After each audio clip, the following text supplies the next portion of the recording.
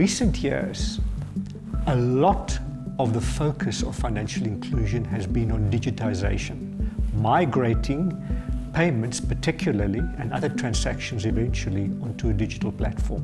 And the reason for this is that cash is considered outdated, certainly less efficient than making digital payments.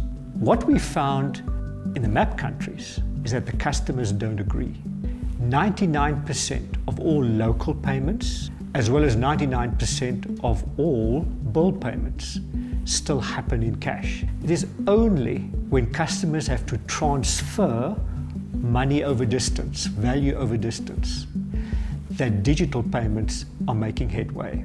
Now, why is this? I think firstly, the majority of people in all developing countries live their lives in cash. Cash is their economic lifeblood. They can see it, they can feel it, they trust it. But much more important than that, cash is cheap. For most people, the cost of a cash transaction is virtually zero. It is only when digital payments become cheaper than the cash equivalent that they go digital. And that's where remittances seem to have quite a clear advantage, that is digital remittances.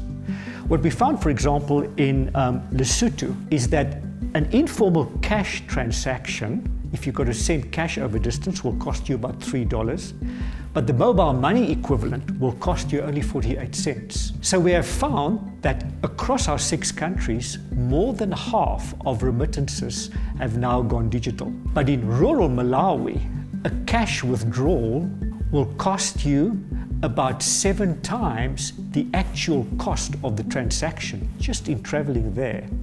Going digital for a basic transaction in Malawi is simply not an option. Our conclusion is this: clients act rationally. And if the financial incentives to stay with cash are so clear, no amount of financial education will convince them to go digital. It is only when digital to cash is as cheap as cash to cash that a real migration can be expected. And in most of these countries, that is a far way off. So where does that leave us? Probably that digital adoption must pass through the cash gate. And when we understand cash better and the cost of cash, we can start making a lot more headway to migrate our people to digital financial services.